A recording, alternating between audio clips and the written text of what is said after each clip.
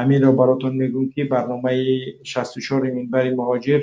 تنها همون از جای کار مهاجر 1 دقیقه 2 دقیقه زیاد بازی نیست. خوب اگر یعنی یک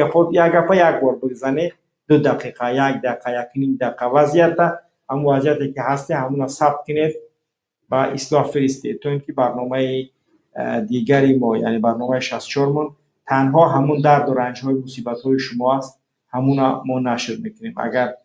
یعنی چند ساعتی که شود برنامه منبر مهاجر برنامه 64 مش عبارت از نوارهای مهاجران و درد و رنج و عذابهای اونها بیشتر زیاد یعنی که از دین از این چیزا صحبت نکنید. تنها من تاجیک هستم، من در فلان جا کار میکنم، این وضعیتم، این خانم رو تا نشان ندی برای ما لازم نیست. یعنی کوشش کنید در یک نیم دقیقه وضعیت پر بفهمون. ما این 10 نفریم 20 نفریم 15 نفریم در نمی حالت قرار دارم، این کاری ما، این وضعیت ما، این زندگی ما، آیله که ما نمی خدره، ما پول گرفتیم از تاجیکستان قرض کردیم اومدیم ولی اومدیم فعلا کار نداریم، یا ما مثلا امسال نتونستیم تاجیکستان رفته وضعیت ما همین است، من 3 سال نرفتم، من 2 سال نرفتم، برای چی نمیتونم رفته. این همین خیلی باید که درد و رنجاتونه یعنی که بگیره ثبت کنه روان کنه. بار دیگر میگم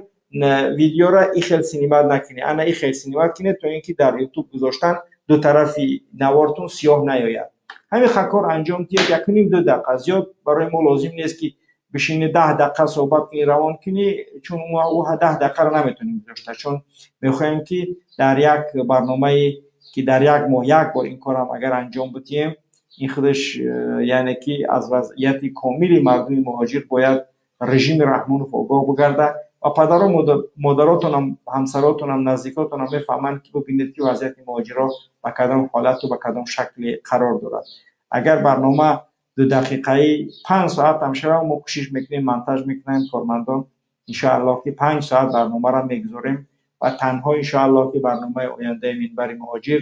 عبارت از نوارهای شما میشود.